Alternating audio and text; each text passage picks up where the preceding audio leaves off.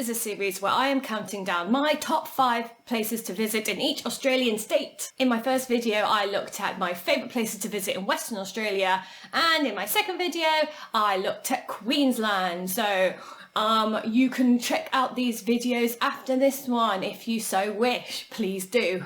Guys, let me introduce you to Totty. You might have noticed Totty is my unofficial official mascot for my videos. I got Totty when I visited the Studio Ghibli Museum in Tokyo. So yeah, just wanted to introduce you guys. I thought it was about time, you know. So hi Totty, say hi to everyone.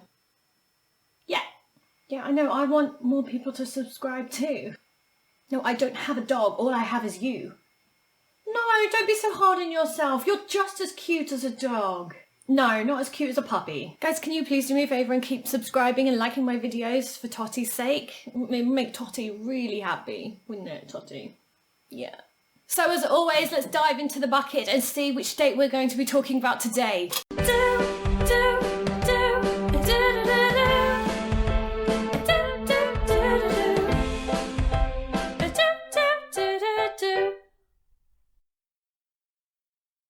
So for today's video of exploration, we are going to be looking at, oh, you guys are so lucky to be here. Today we're going to be looking at 2 states, Tasmania and Victoria. Double whammy, yeah. The reason I put Tasmania and Victoria together is because, in all honesty, the only place I really visited in Victoria was Melbourne. So, spoiler alert, Melbourne's gonna be on this list. Wow, what a shock. So I am counting down my top 5 favourite places to visit in Tasmania and Victoria combined. And I'm really excited to be able to showcase Tasmania today because it's a state that often doesn't get talked about much when people go to visit Australia. And it's actually a really fun and beautiful part of the world. In fact, so after I came back from Australia and Asia, I actually did a short stint as a writer for a travel magazine, and I got to eventually write my own articles. Look, here it is. So I have this article about Australia's island escapes, which talks about the Whitsundays, and Tasmania and Magnetic Island as well.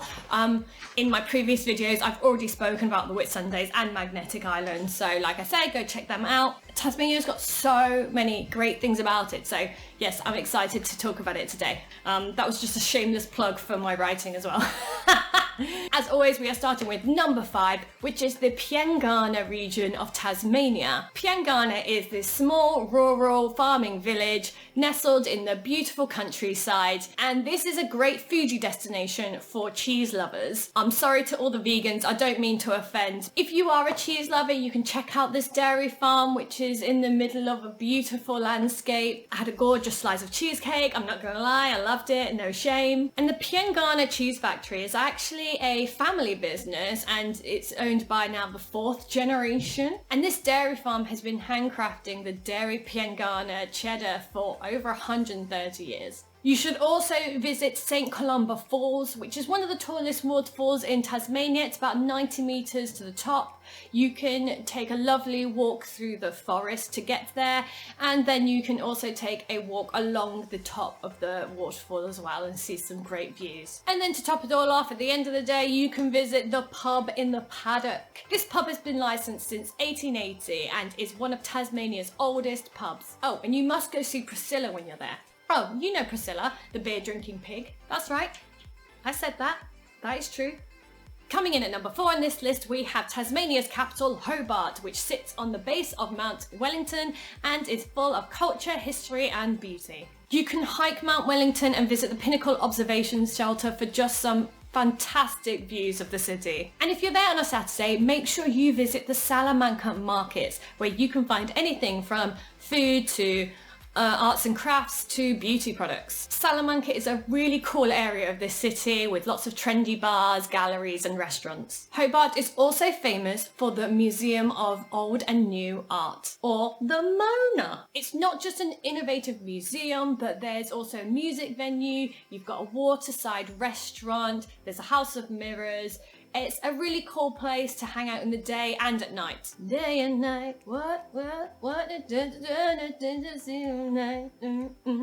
anyone remember that song? So the song is called Day and Night, not Day and, but Day and Night. And it's by Kid Cudi. Whatever happened to him? And that song is from 11 years ago. Okay.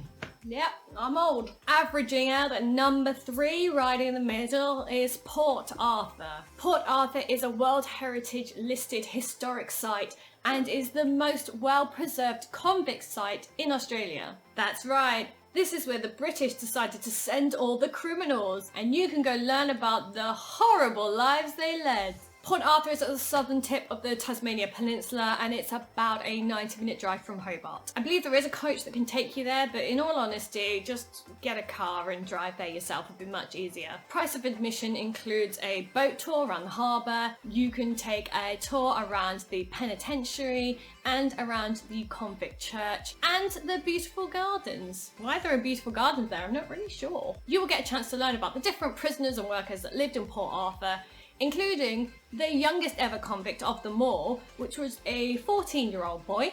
Yes, that is right, 14 years old. 14 years old, I mean, what did the kid even do to deserve to be locked up like this at 14? So he was abandoned as a child and then went on to be a bit disorderly. That kind of makes sense. He was a drunk by 16. Well, I mean, weren't we all? A murderer by 29. Well, that's what happens, you know, when you can't fix people's problems just by, you know, locking them up and throwing away the key. That doesn't help anybody. Oh my god, can you imagine? They thought that you could actually just lock away bad people and that would solve the problem. How stupid could they have been back then? In at number 2 is the Freycinet National Park. This is a really beautiful, untouched national park with great views and some really gorgeous hidden beaches. They're just brilliant white beaches and no one ever seems to be around. Down in the south you can visit the Hazard Range, which is 5 mountains formed out of granite rock, and it gives them this sort of pinky hue in the sunlight. So make sure you go at sunset, that'll be really nice to see. The most popular attraction within the Freycinet National Park is Wineglass Bay, which is this beautiful large white sandy bay, and you can take a moderate hike up the mountain to see brilliant views of it. And then of course once you're done, make sure you head down and actually go spend some time on the beach. It is really beautiful. Another way to explore this area is to take a cruise along the coastline, and you can discover some hidden waterfalls, caves, blowholes. If you're lucky, you might even catch a glimpse of some of the wildlife like seals, dolphins, and even whales. And that brings us on to number 1 on this list. I wonder what it could be. The answer is, of course, Melbourne. I lived and worked in Melbourne for about 6 months, and I can see why it is often labelled as the most livable city in the entire world. It's such an expansive city that suits the needs of every person. The city centre has plenty of shopping malls. You've got the National Gallery of Victoria, you can visit the Eureka Sky Deck, which has great views of the entire city, and you've got the Botanic Gardens with the Melbourne Cricket Ground and the Olympic Park.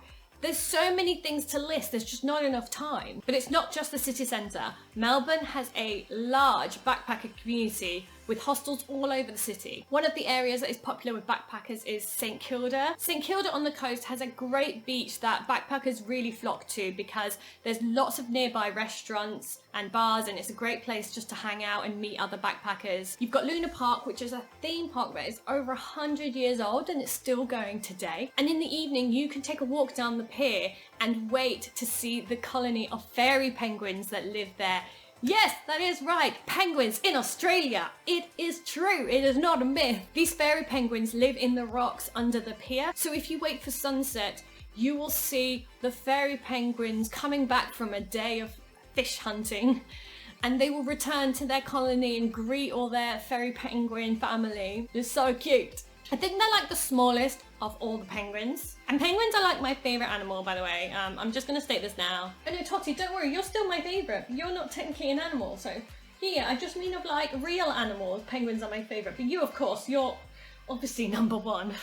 I worked on one of the bars in Chapel Street. Chapel Street is a really great area as well. It's a bit more of a hipster vibe, lots of sort of artisan coffee shops and alternative bars and stuff like that. Another really cool place to hang out. There's honestly too much to say about Melbourne. I think I need to do a whole separate video to talk a bit more detail. I think one thing that really stands out in Melbourne is the transport system. It's so easy to get everywhere in Melbourne because they've got a great tram system and they've got buses that literally are always on time. I mean, what even is that? It's just a very fun, easy place to be in, and I think I would just have to do a whole other video to really do Melbourne justice because I love it there. So those are my top 5 places to visit in Tasmania and Victoria. But wait, it doesn't end there, because as always, I do a couple of honourable mentions for those places that didn't quite make the cut. I realised that I talked about Tasmania, but I didn't talk about the most famous thing to come out of Tasmania of all time. That's of course the Tasmanian devil. If you want to go see one of these little rascals,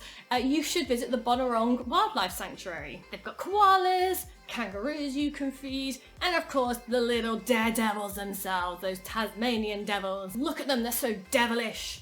They're actually really cute. Aww. So Bonnarong actually operate Tasmania's largest 24/7 wildlife rescue operation. The majority of the people who work there are actually volunteers. It's not a zoo, it's about rehabilitation and getting the animals fit enough to be released back into the wild. I think it's an awesome place. Go check it out when you're there. My final honourable mention goes to the 12 Apostles. If you're staying in Melbourne, I would recommend you hire a car. It's a 4-hour road trip down the Great Ocean Drive. And at the end, you'll be rewarded by the sight of these limestone cliffs that have been a result of erosion of the mainland, which has started from like 10 or 20 million years ago. Along the Great Ocean Drive, you can stop at various beachside villages, and you can visit the Great Otway National Park, where you can take a zip line tour between cloud stations 30 meters above the forest floor. Now that sounds cool. I wish I'd done that. And that is it for today's video. Thank you so much for sticking with me to the end. Guys, I'd be really appreciative if you could subscribe and like this video. If you want to tell me a story or you have any suggestions for some other videos I could do, please email me at alice'sbucket@outlook.com. Remember to check out my first couple of videos in this series. I will be back next week counting down my top 5 favourite places to visit in a different Australian state. Which Australian state is that gonna be? Who knows? I mean, there's not many choices left, so you can probably make a good guess. So it's a goodbye from me and a goodbye from Totty. Say goodbye, Totty.